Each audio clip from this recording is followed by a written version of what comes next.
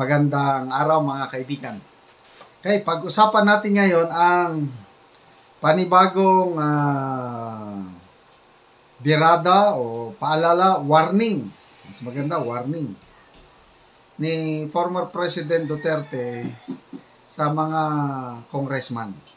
And of course, specifically, the Speaker of the House.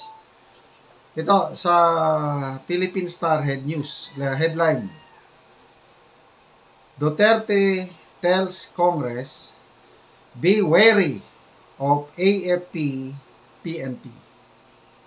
Mag-ingat kayo, sabi niya. Bantayan nyo ang Armed Forces of the Philippines and the Philippine National Police sa gitna ng mga nangyayaring kaguluhan sa politika, lalo na dyan sa House of Representatives. Okay, ito yung exact word ng Pangulo sa kanyang programa sa SMNI. Gikan sa masa para sa masa. Basahin ko ha. Watch the military and the police closely. You who are conniving in Congress. I am not scaring you. Hindi ko kayo tinatakot. But watch the military and the police closely.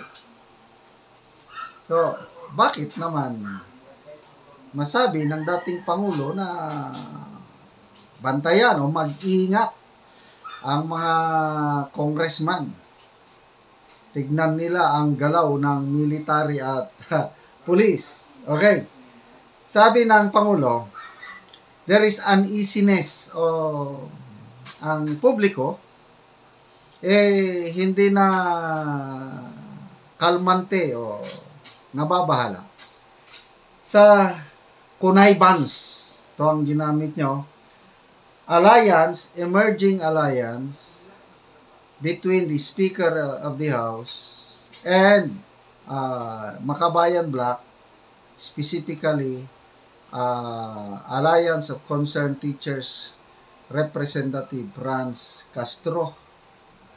Okay, na according to the President, ito lahat, Makabayan Bloc, are members of the Communist Party of the Philippines.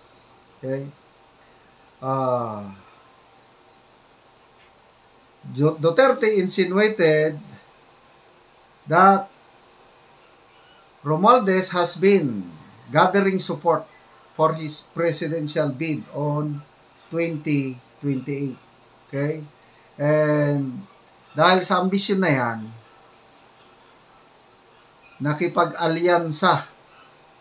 nakipag-partner na ang Speaker of the House sa mga Makabayan Bloc sa pag-file ng kaso against sa kanya.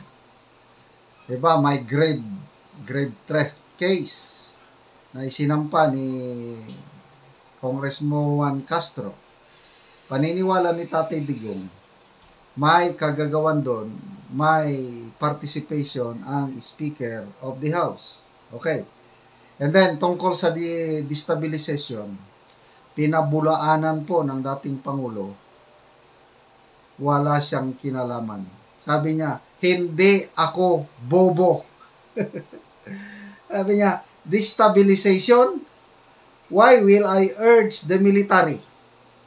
What do you think of the military? Bobo? Oo nga naman. Imposible. Ako, sino pa yung isa bang, si Trillanes, utak, komunista din ito. Kasi si Trillanes, nagsasabi na si Tatay Digong ang utak sa destabilization. Dahil, pag maligwak, mapatalsik si PBBM sa Malacanang, ang makikinabang si BP Inday Sara. Malayo. Kasi kung gustuhin pa ni BP Sara na magpresidente, di nagkandidato na lang sana. Sandali, mag-tsaa muna tayo.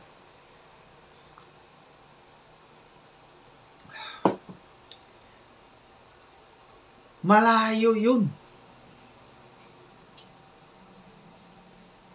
Si BP Sara has all the chances to become a president. Siya po ang nangunguna sa lahat ng surveys bago election last year. So kung ambisyoso pa ang mga Duterte, lalo na si VP Inday Sara, noon pa sana nagkandidato na.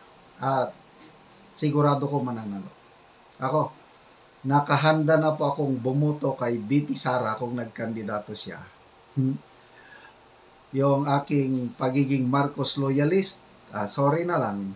Kasi between Marcos and Duterte, Duterte ako. Talagang kakaiba ang mga Duterte. Itong father and daughter, kakaiba ang mga ito. So, malayo yung destabilization na inaano nila kay Tatay Digong. Ito, bakit na sabi ni Tatay Digong na mag-ingat o bantayan ng Kongreso ang galaw ng military, PNP, itong pag-aalyansa ng Speaker of the House, other congressman at itong makabayan. Ito, sabi niya, that is very painful. How many police and soldiers namatay, sabi niya. So, the military and the police cannot take it sitting down how ranking government officials could collude with CPP members like Castro and the makabayan. And I agree with Tatay Digong dahil military din ako, retired na lang. But reserve. Anytime na magkagulo, nag-volunteer po ako, nagpa-member ako sa AFP Reserve Force. Kung magkagera, I will be called anytime. Siguro kaya ko pa naman. Malakas pa naman. Yang ginagawa sa Kongreso, lalo ng ating Speaker of the House, nakakadismaya. Grabe, 54 years na lumaban tayo sa komunista. Ngayon na malapit na silang ma-knockdown. LCAC nga ending the local communist armed. Ngayon na malapit nang matapos, ito naman, biglang pasok ang Speaker of the House na sobrang ambisyoso at nakipag-alyansa sa mga kalaban ng bayan. Ano ba yan?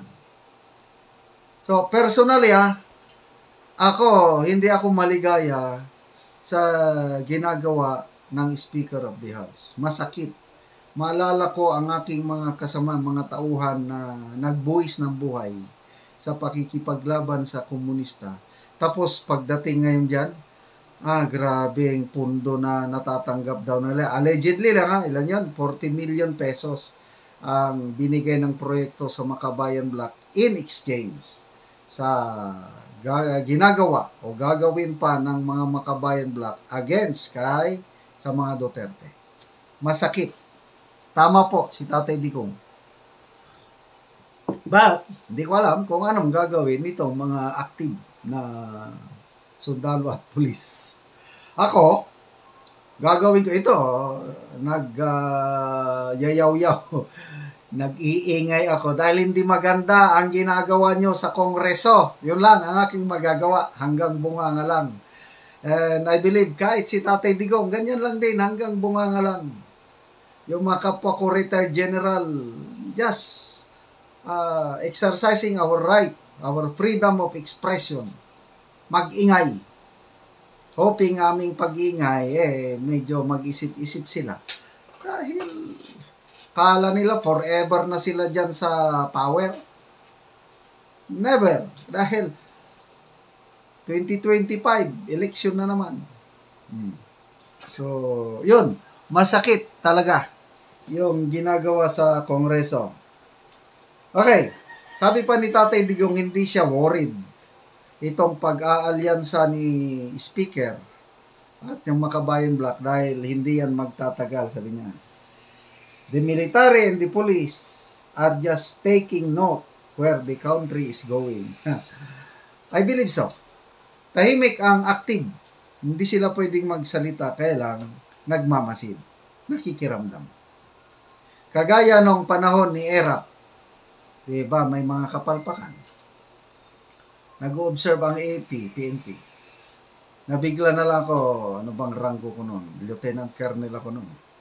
Si General Simato ang aming division commander. Nabigla na lang ako nung tumawag si General Simato.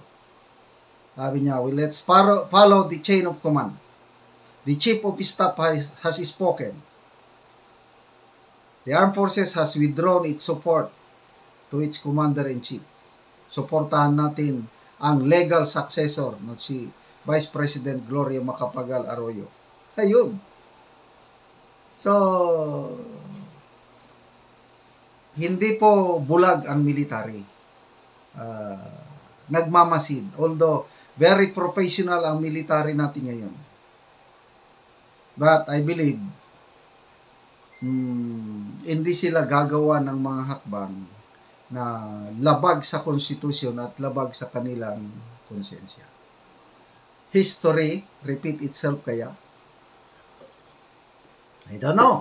Depende. Sana hindi. But kung hindi sila magbago, itong palasyo, baka nga, history repeat itself, may withdrawal of support. Yun ang the best. Yung madugong kudita, wala tayong history niyan. Hindi. Ang mga Pilipino, hindi pwedeng magbarilan. Withdrawal of support, pwede. So, let's watch out kung anong very exciting ang political development sa ating bansa. Sana maayos na nilang gusot dyan sa Kamara, yung pinaplano nilang impeachment, sana mag-isip sila. Kasi pag i-impeach nila si VP Sara, they are insulting the 32 million Filipinos na bumoto kay VP Sara. So, anong gagawin yung 32 million? Uupo lang, magtunganga. Yan, dyan sila nagkakamali.